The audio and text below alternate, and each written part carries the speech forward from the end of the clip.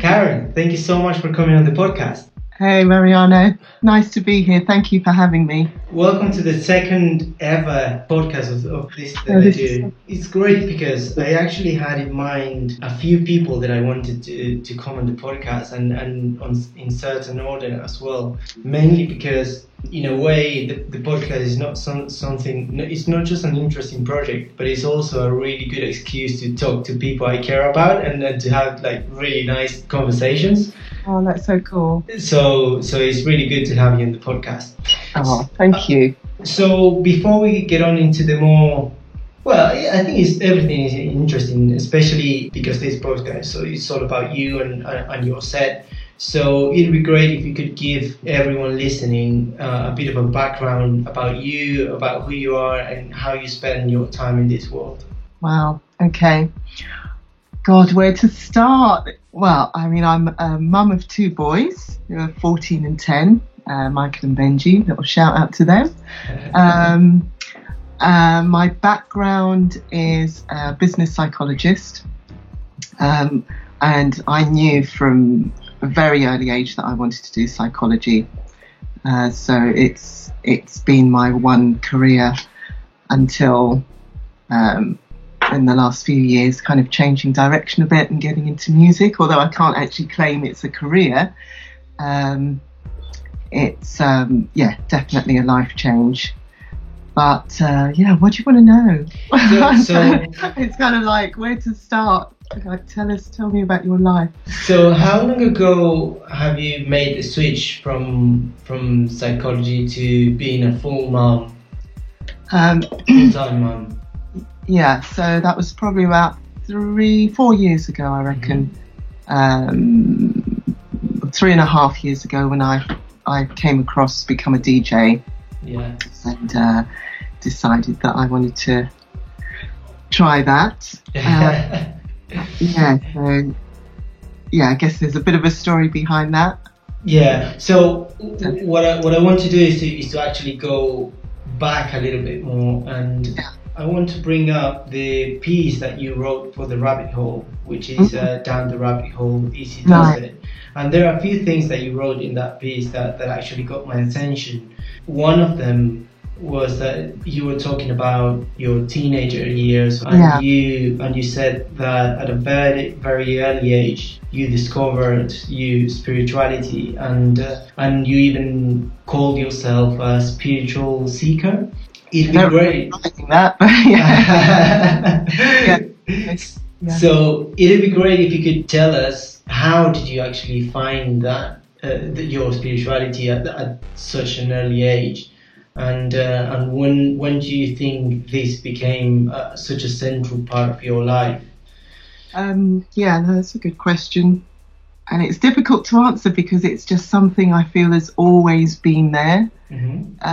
So it's difficult to pinpoint a sort of time where I realised it. It's kind of a slow evolving thing, I think.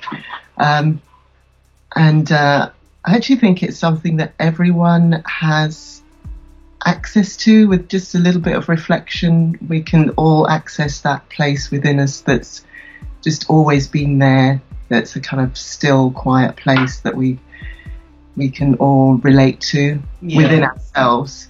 Our consciousness or awareness, it's quite difficult to find words to put to it as well, because it's such a kind of feeling experience. It's difficult to describe, a bit like music. Trying to describe tracks and music is quite tricky. Yeah, we can do it up to a point, but the language is quite clumsy. So it's more just that kind of inner knowing that there's something more than meets the eye. There's just something deeper and less tangible, I guess.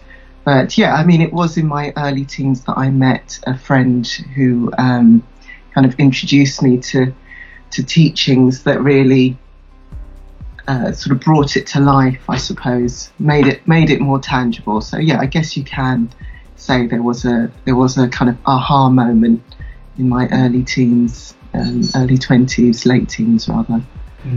And as you say, it's very difficult to describe, and it's definitely spirituality is at Yes. least if not present, at least it's available for everyone. Yeah. However, not everyone is aware of the spiritual part, so. It's very interesting to hear that you found it so early, particularly because, for example, I think I found it that there was something else, and that there was this part of me inside me only a few years ago, a couple of years ago, I would say, and. You are very young, aren't you? Yeah. Well, I'm not sure if I'm very young. I'm 29, but I would say that I got to that point through a process of experiences and that I don't think I could have had at my early ages, stages of life. So that's very interesting how you described it. Yeah. So you're saying that you actually had experiences that brought that out to light. Yeah, I see what you're saying, and that I think that often happens for people, isn't it? It's like humbling experiences. Yeah. And I've had those as well, but yeah, that kind of awareness and consciousness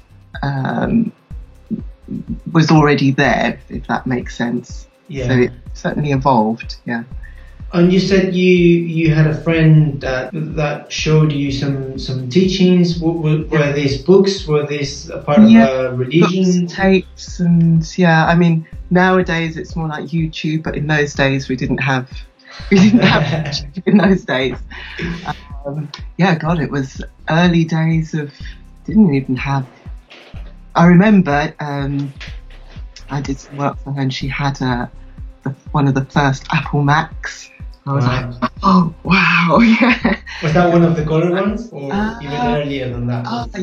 Yes, like the first kind of Windows, the icons and windows being able to move around, because prior to that I'd used, I can't even remember the name of it, but it was like these stats packages at uni, which were just really simple bits of data on the screen, green screen. So that was like magic, seeing one of those. So yeah, she was the one that introduced me to at the time it was called the Science of Mind. I don't know what it's called now, but it's basically the sort of positive thinking philosophy, and your thoughts being creative, which is kind of where I'm at now as well. I've sort of come full circle through various teachers, but fundamentally it's always down to that kind of inner being and connection with that inner being, inner self. You might want to call it God or universal energy or presence or source energy. There's all sorts of words for it, but I guess that was the first time that words were put to my experience. So I'd already kind of experienced it without actually knowing that I was experiencing anything in particular. It was just kind of fundamentally there, and I think that's the case with anyone who reads this material. It resonates because it's already there, as you said. It's already there. Not everyone's in touch with it, but we all have access to it. It's all it is us. That's fundamentally our essence, if you like. So I think the reason those books and teachings resonated was because it was already, there, and it was speaking to something that I could already recognise. So, I think everyone experiences, really, when they find something that resonates. It resonates because the existence of that thing is there, if that makes sense. Yeah, absolutely. What to describe this stuff? No, it's very difficult. It's very difficult to describe, because there are things that they aren't objects. They aren't things that you can see. They're just feelings. Yeah. So you talk about going full circle and going through a journey and through different teachings. And how does that journey map out? What were the different stages that you went through, and where are you now? Yeah, I think probably the best way to describe the pattern is that I came away from it a bit in my sort of from mid-20s, getting more into career and work and mainly that really. Just kind of, work as you do in your 20s and early 30s. Career kind of takes centre stage. So although it was always there, I wasn't doing so much reading and dipped in and out. It was quite hard to describe because of course it was always there, but more in the background, I should say, less in the foreground. So and then having children, mid-30s, that took centre stage.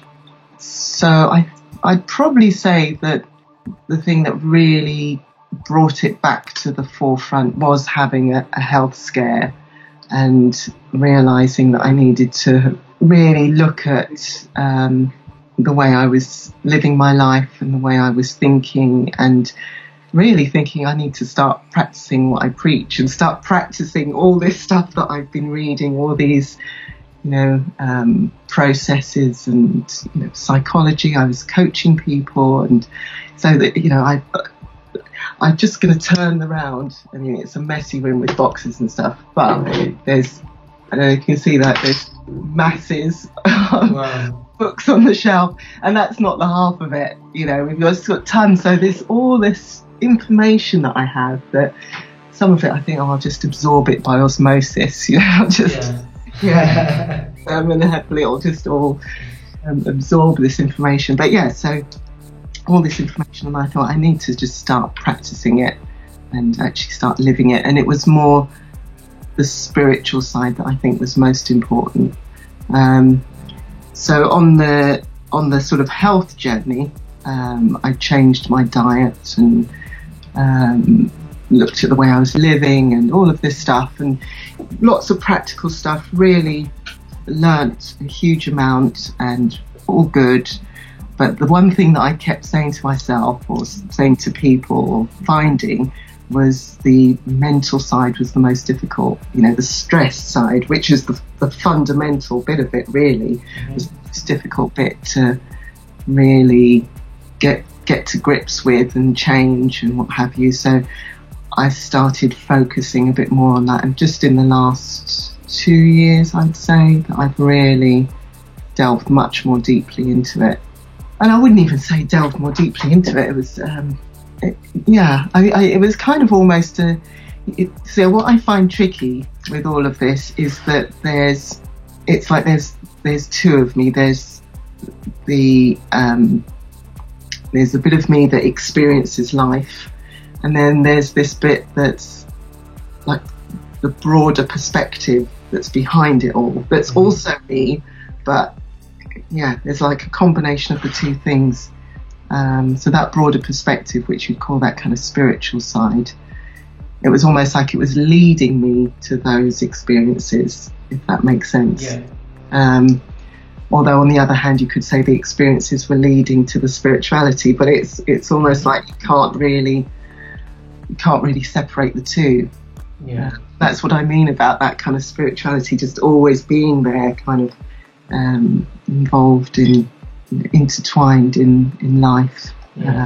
There's sense at all, Mariana. No, it did, and there's something you just said that actually got my attention, which is the part of what you were feeling, that the mental aspect wasn't all there, that you weren't feeling sort of like in control, you weren't feeling well, and that's one of the things that I think I started paying more attention to over the past, I would say particularly over the past 18 to 24 months.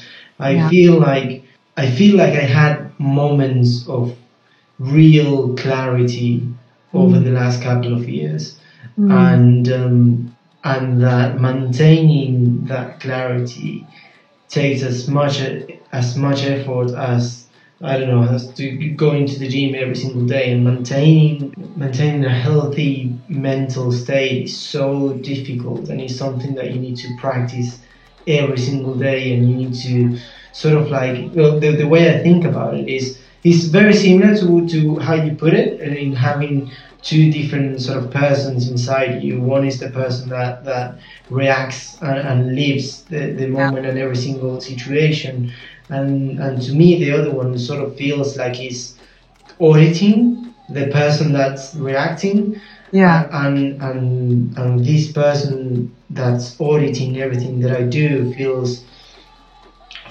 more. It's still biased, but it feels more unbiased. It feels more fair. Yes. Like your higher self. Yeah, and it feels like every time that person tells me there's something wrong with what I'm doing, that person is right. Exactly. Yeah. And it's super difficult to pay attention to it. Yeah. But when you do, things go really well. Exactly. Yeah. That's cool. Yeah. It's definitely, I'd say, like your higher being, your higher self in communication and listening to that. And the teacher that I listen to a lot, and I call them abisms, but I usually end up quoting a lot, is Abraham Hicks. Is one of the people that I listen to quite a lot. You can listen to on YouTube in all sorts of topics. But yeah, she talks a lot about having your inner being, two different yous, if you like. There's this sort of smaller you and there's this larger you. The way that we can kind of navigate through life and know whether we're on the right track or not is through our feelings. Now, if we feel good, then the likelihood is we're in line with that higher perspective, higher being self. And when we don't feel so good, it's because we've turned away from that, and we're not in alignment with that. Mm-hmm. So, our feelings are a guide as to whether we're going with our higher self or not. So, yeah, and as you said, when you do, it does turn out well. Yeah, in most cases. Yeah. If we can keep the consistency of it, as you said, if you can keep sort of practicing that alignment, which I want to say it's tricky and it is hard at one level, or it feels it's hard to kind of stay on that track. But in another sense, it's actually probably one of the easiest things in the world, because it is about stopping, not doing the thing that just allows it. Mm-hmm. So basically it's a kind of letting go and allowing things to come through and allowing it to happen. So it's actually really easy. And I know I said that that was my thing in the rabbit hole piece, was about easy does. So it is, but we often find it's difficult because we're bombarded by conditions and things around us which just make it difficult. Or again, it's a belief. It makes it feel as though it's difficult, but actually it should be very easy. It should be the most natural thing in the world. And I am getting better at it. Daily affirmations and daily exercises. There's this book called The Course in Miracles, which is pretty heavy going for a lot of people because the language is quite heavy. But when you take it literally, when you take the wording literally, some of it sounds very poetic, but if you think, well, it's actually literally saying that, you are worthy in this wonderful way, and that, that wonderful life is within our grasp, and there's nothing to stop you having it. And just to sort of take that literally, it's quite powerful when you start to really embrace that, and it starts to get ingrained in your psyche. You think, God, yeah, this is phenomenal stuff. And you actually start to follow it and practice it, like you said, and you start seeing changes in your life and a sense of peace. I think that's one of the biggest things, changes in the way that you feel about things and react to things. And it's becoming more conscious, I guess. But it's a process though, for sure. I remember a couple of our friends, I won't name their names, they know who they are, it's just laughing at me because I was telling them how in mid-affirmation I'm in traffic thinking really positive, kind of peaceful, spiritual thoughts, and then someone cuts me up and I'm like out the window and then back to the affirmation. And it's at least I was conscious. In the old days I used to have a lot of road rage, but now I think, well, at least I caught myself and I can, change it and turn it around into something more positive. So so slowly becoming more conscious. And I think one of the biggest things in the teaching is that we create our own reality. And I know that's could be massively contentious for a lot of people, because you look at conditions in the world and you think, how could I have possibly attracted that or created that? And look at that person over there, that child suffering, how could they have possibly created and attracted that? And those are big kind of difficult questions, but I'm finding these teachings really putting those sorts of things into context and perspective and greater understanding. But it's not the kind of question you can answer very flippantly. It takes quite a lot of understanding about the laws of the universe and stuff to really appreciate the answers to those sorts of questions. Mm-hmm. It's difficult questions. So one of the things that you talk about as well on that same piece on the rabbit hole is about how your sort of spiritual awareness sort of led you to wanting to be or to become a psychologist. So how did that actually work? How did that transition happen from being aware of you having these feelings inside to you wanting to actually help others discover those feelings and being more in touch with themselves? I like that question, because it's just making me think of reflecting back to a very, very long time ago. And I think why I'm kind of pausing is because it's making me reflect on the fact that I possibly don't feel I've done as much recently. I think that's one of the things about coming out of work and being at home, is that your sense of self changes slightly. So I sometimes think, oh gosh, I could be doing a lot more in terms of helping people and that sort of thing. I've got friends who are doing great events and working for charities and doing stuff for charity, and I think, I'm not doing as much these days. But it's nice. Your question has now reminded me that I did, for most of my career, I guess a huge motivation was to help people to understand themselves, help people to feel better, basically, feel happier, whether that's in work or about their life or in any shape or form. Fundamentally, it was to coach them into a position where they felt good about themselves. So, but I've never really thought of it in that way. So it's quite a cool way of asking the question. Can you remember the actual first person, whether it was professionally or just a friend? Can you remember that first situation where you thought, oh, I can actually help other people? I can actually do this? No, I can't.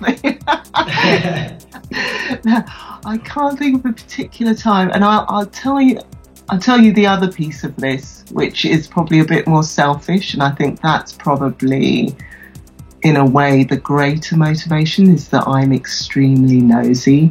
So a lot of the time, I love understanding what makes people tick. And I remember, even before hearing the word psychology, I remembered wanting to do something that helped me to understand people, probably myself as well. I think most psychologists are mad and want to understand themselves, but I was interested in what made people tick. And I remember going into secondary school at an interview actually saying those words, that that's what I'm interested in. And that was before I knew the word psychology.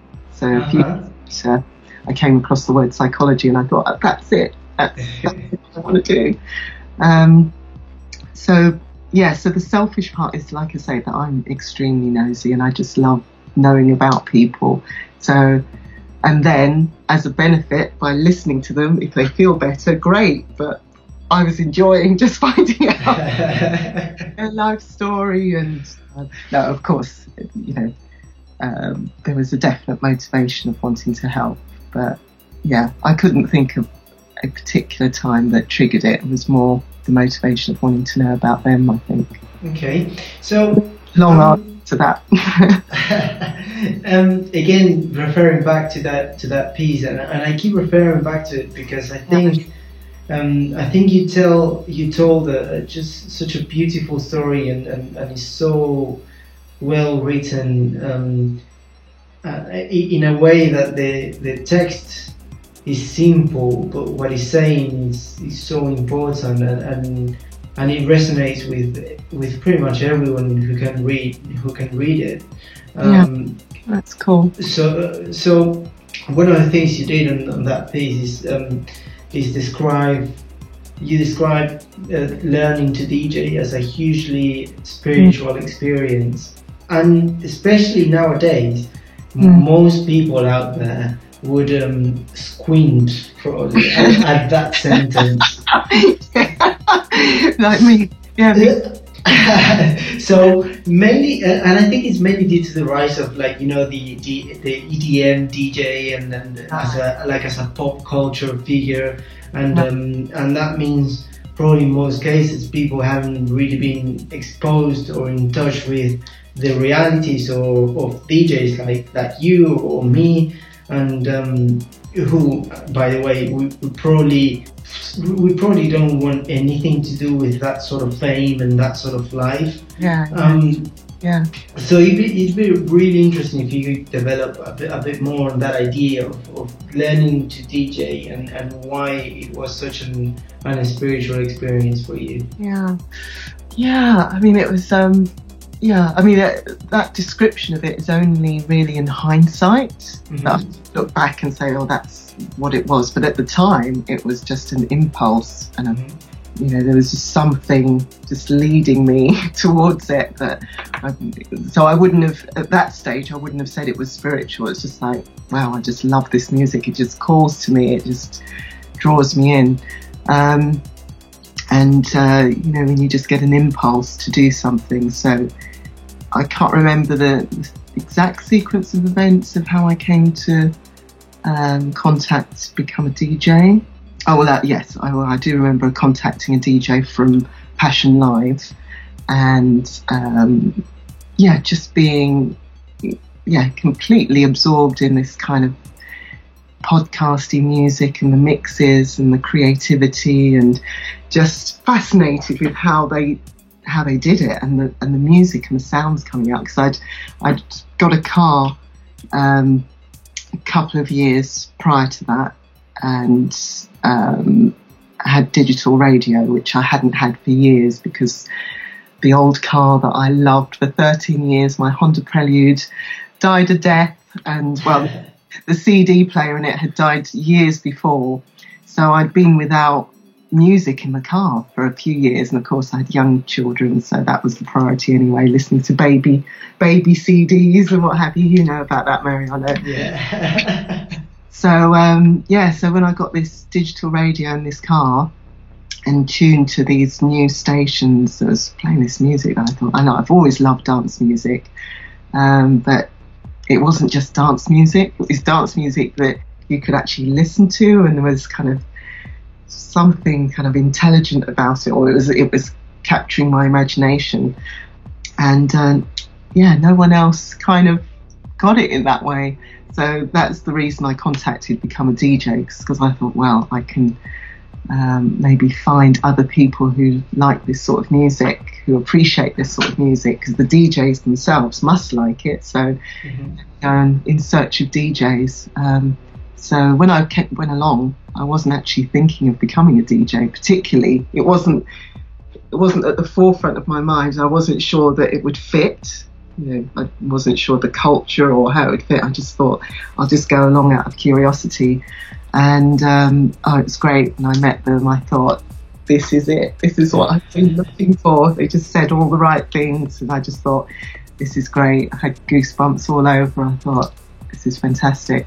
So it was only, like I said, in hindsight, I've looked back and just felt, wow, that was just such a visceral kind of, I want to say spiritual kind of experience. But, and I think music for most or a lot of people is very important. People gravitate to different types of music, but music is kind of universal in a way in terms of its ability to touch people and communicate. And so I don't think there's anything special about us in that respect, because we like music as DJs. I think other people like music as well, just as passionately.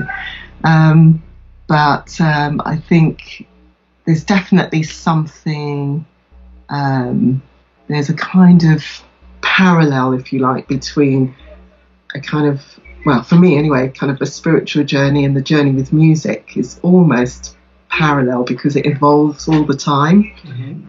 I don't know, I'm sure like me, you have tracks that you love for a week and then, it's evolved the next fortnight, you've evolved into a whole new sound, and it just never ends, which is just amazing. And I think that's a similar thing with the kind of spiritual journey, is that it's always evolving. I mean, there's a foundation of understanding and passion around it, but it's always evolving in your life. It's never ending, really.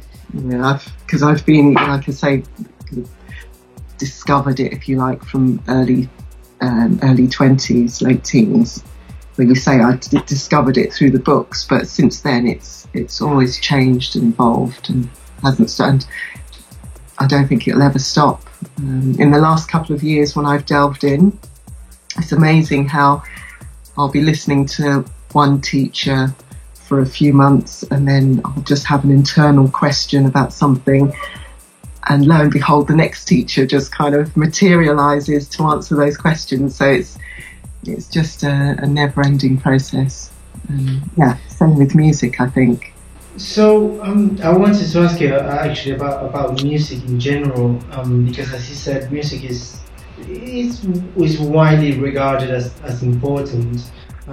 However, you said for just a second, you said that you noticed that particularly with techno, you felt these sensations about it, and no one else around you really did feel the same. Yeah. And that's a feeling that I get pretty much all the time. Because, I mean, I think that's why we're all kind of friends. Whether it's with families, even if we have. I mean, I think it's fantastic how we all develop our own sound as well. It's so unique. It's like us. It's something. It's so expressive.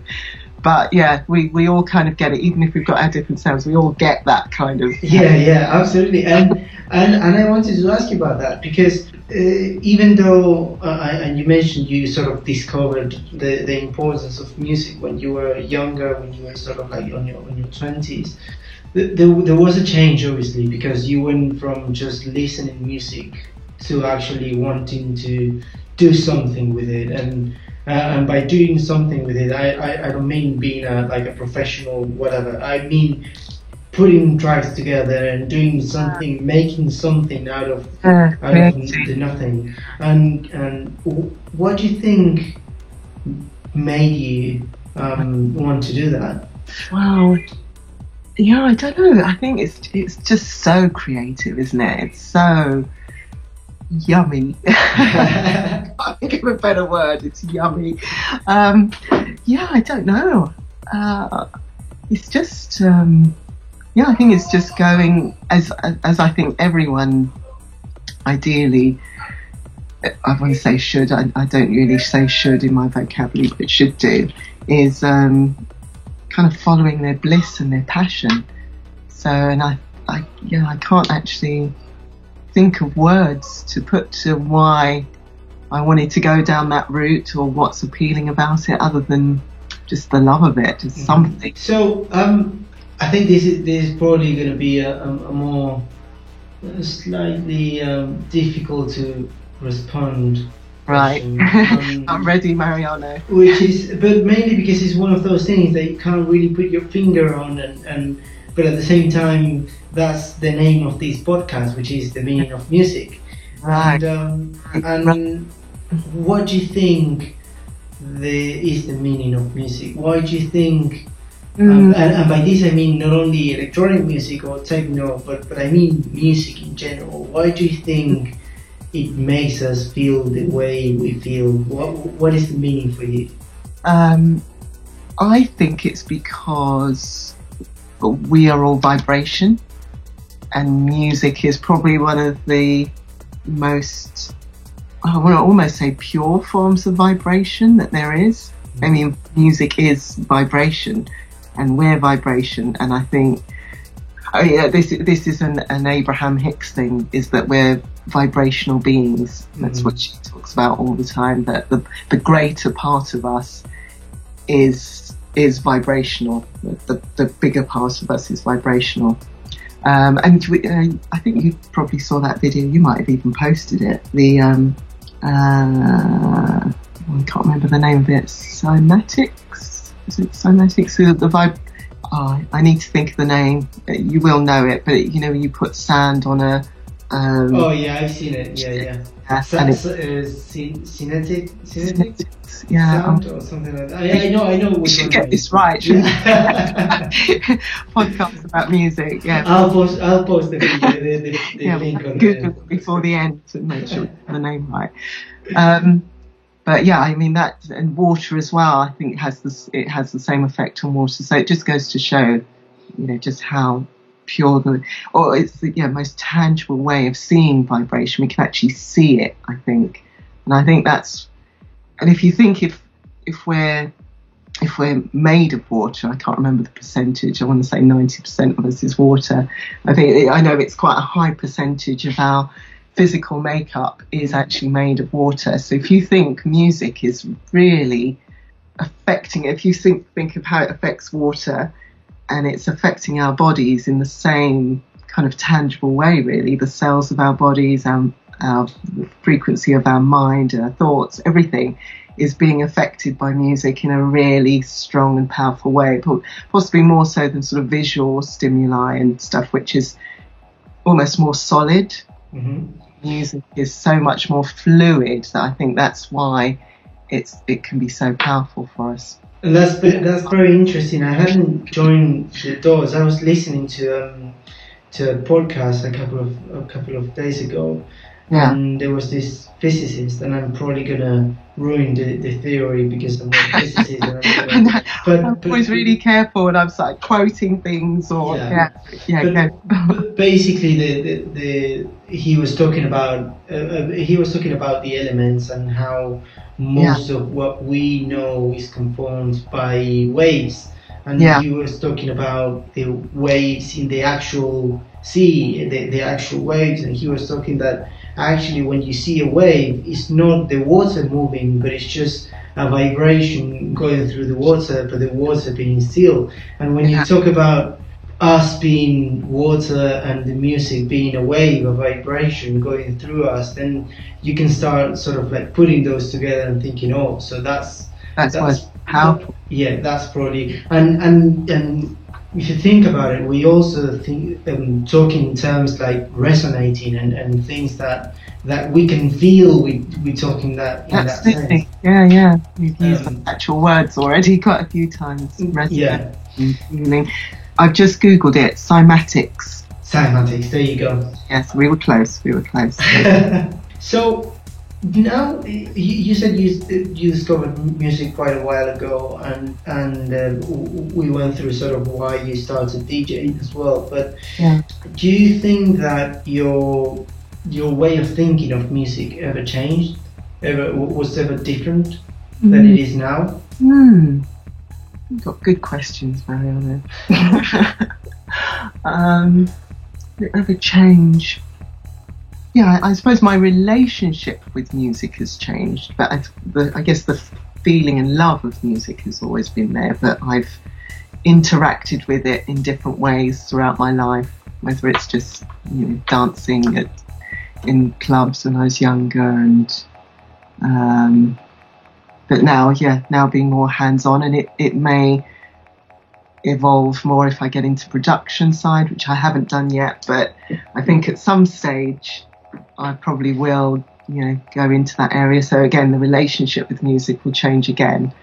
So I guess it's becoming more intimate, if you want to call it that.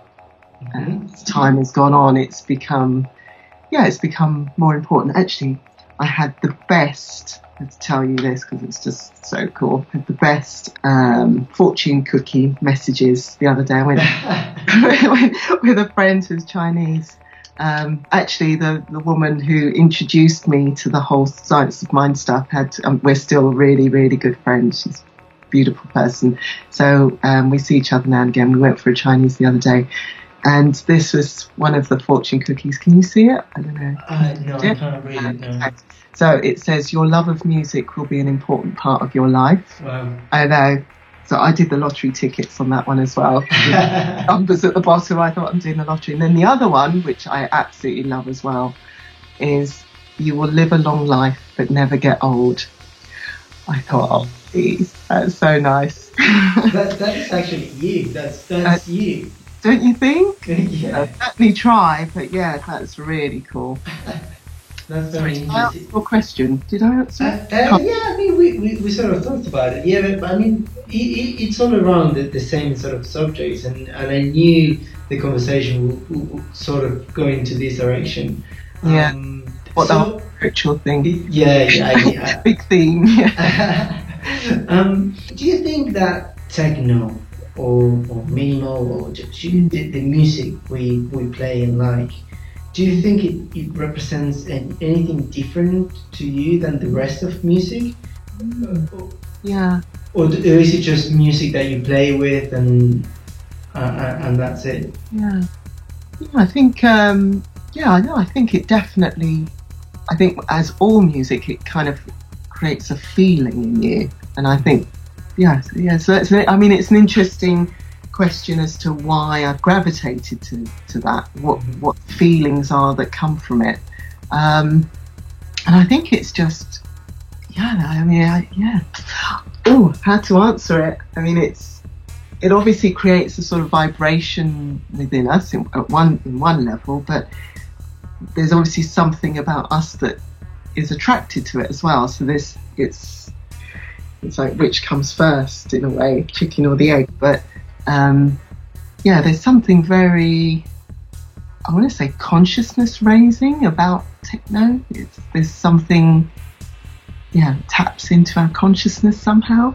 But then you could say that about any music. For a particular person would tap into their consciousness in a certain way, but I know I'm finding it's a convoluted way of saying it. Very simply, I think it's quite cerebral. I think that's possibly just, it creates feelings, but it's also thoughts as well, I think, possibly.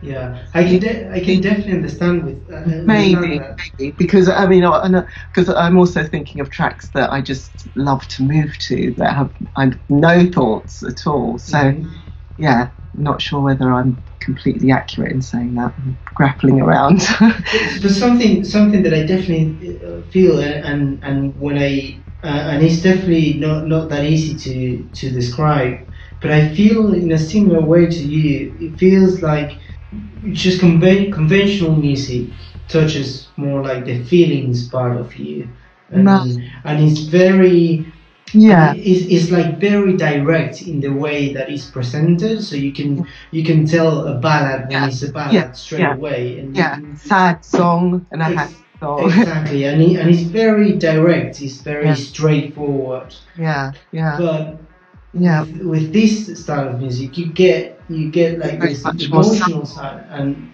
depending on your mindset as well, it changes so much. It is. Absolutely. More subtle. It's more difficult to describe in a way, I think, as well. I don't know about you, but occasionally I've tried to categorize my tracks on Record Box. Given up now, there's too many of them. But at one stage I had sort of different categories, and it gets more and more difficult to define, I think. But at the same time, you can still kind of say whether something's dark or lighter, and you still get a vibe off it. Mm-hmm. But yeah, no, I agree with you. It's more subtle, definitely. So, what goes through your mind when you're playing? What is that state that you find yourself in when you're actually playing music? Not when you're recording a set or in the studio, but when you're out there playing. To an audience, you mean? Yeah. Like playing live? Yeah. As opposed to just at home, because it's completely different. It is, and I'm going to ask you about that as well. But the first one is whenever you're playing out there in front of other people. I think for all of us, the biggest thing is you want the audience to enjoy it, don't you? Mm-hmm. I mean, we want the audience to really, they're the kind of priority at that moment. Because I mean, I'm sure you've had the same thing. We always check what time slot we've got on a night, because we want to make sure it's appropriate for the time and the people that are going to be there at that time.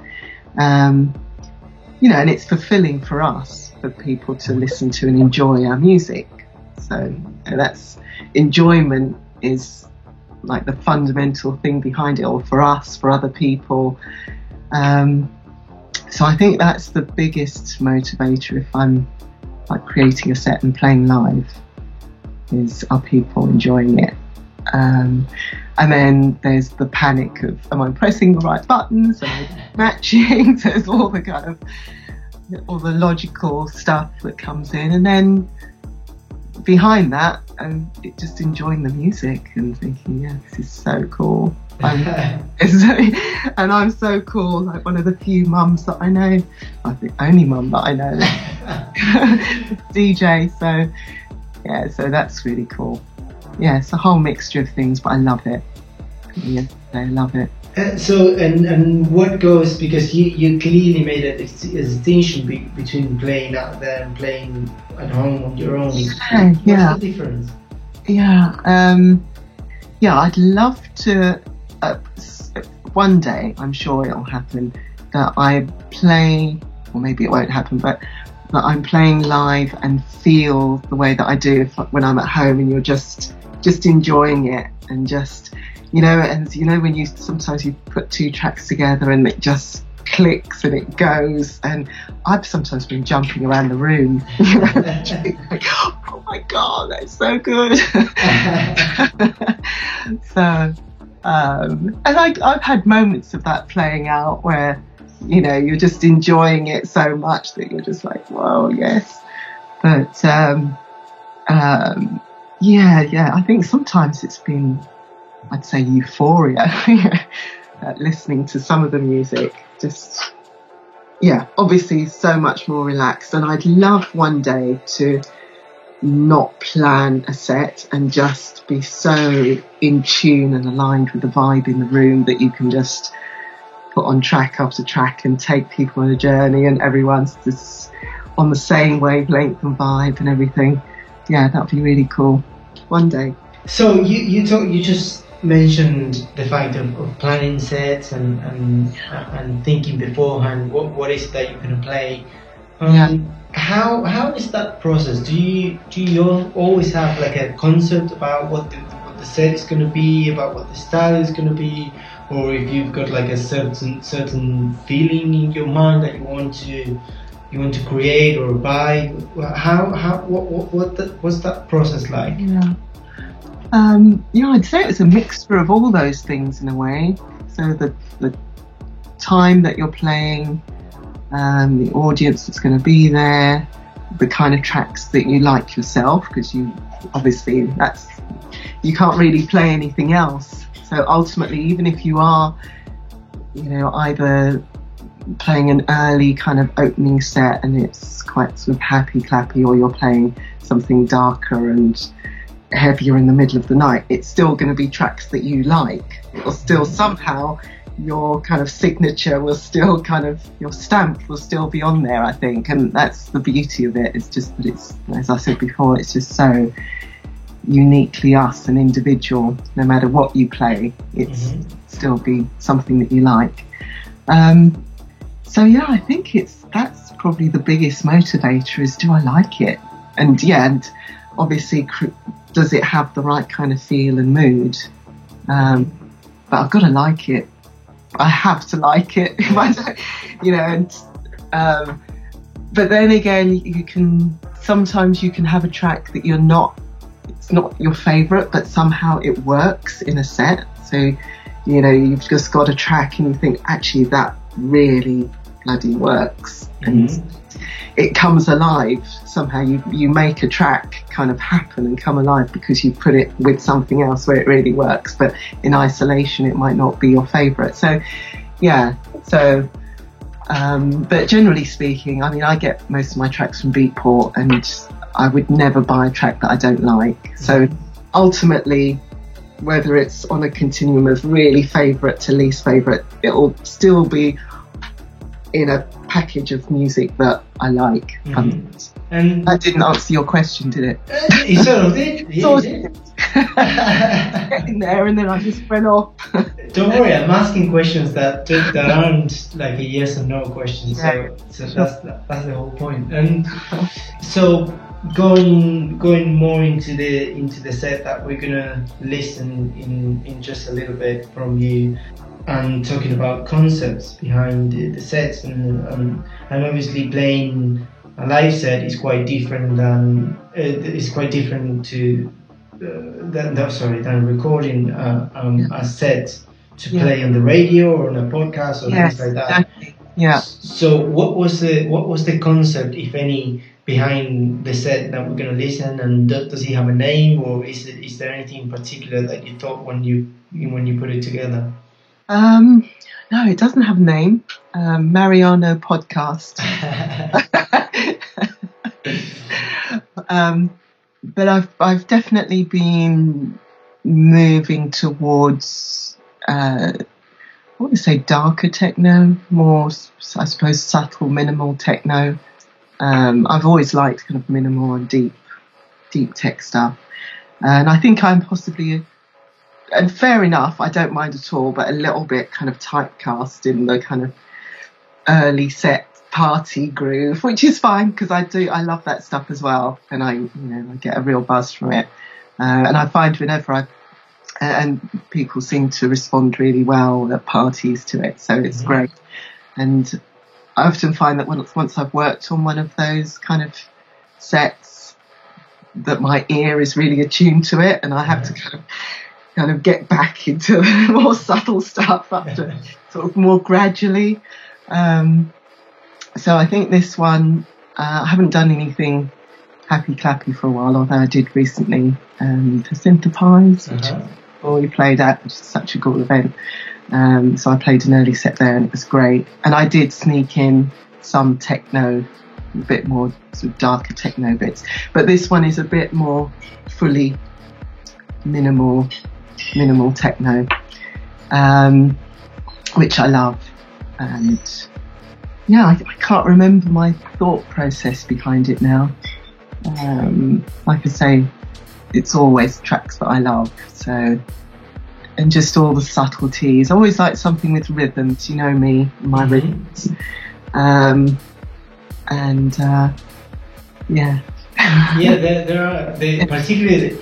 are a few sections. I mean, I love the set in general. It surprised me because, again, as you say, I was expecting sort of like a more like a happy, clappy sort of style, because the last couple of times I heard you play, it was less exciting. You were playing more bouncy stuff, more bouncy. That's the word, bouncy. And happy clappy, because that sounds happy clappy doesn't sound too good. No, but bouncy. More bouncy. No, that was my words, but bouncy is a good description. Yeah. So it's less bouncy, yeah. But again, it surprised me because the first track is very cool, and I absolutely love that track. And then there are 2 or 3 tracks where I couldn't figure out if that was actually you, because obviously I was surprised. But then sort of like 4 or 5 tracks in, I can tell again. Oh yeah, so this is absolutely Karen. This is Karen. Yeah, because it's still it's still your new style, and it's still more like harder techno, but it's got those kind of bouncy elements, and it's got some of that coming in, which I absolutely love. Yeah, can't help my bouncy elements. I love it. I absolutely love it. Yeah. Okay. Cool. Yeah. I know it's funny when people hear something and say, "Yep, that's a Karen track." Yeah. Oh no, really? But yeah. Right. So I really thank you so much for this talk. It's been absolutely amazing. Thank you. I have to say I'm glad it's over. Because I do love you, and I was looking forward to it, but I'm a total introvert, so this is like an introvert's nightmare. So I'm doing a podcast and talking. Try doing it in a different language. Yeah, amazing. No, you do so well. But you must be an extrovert, so that's different. We can talk about that.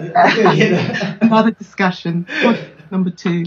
So I'm sure all our listeners thank you too as well, and will thank you after listening to your set.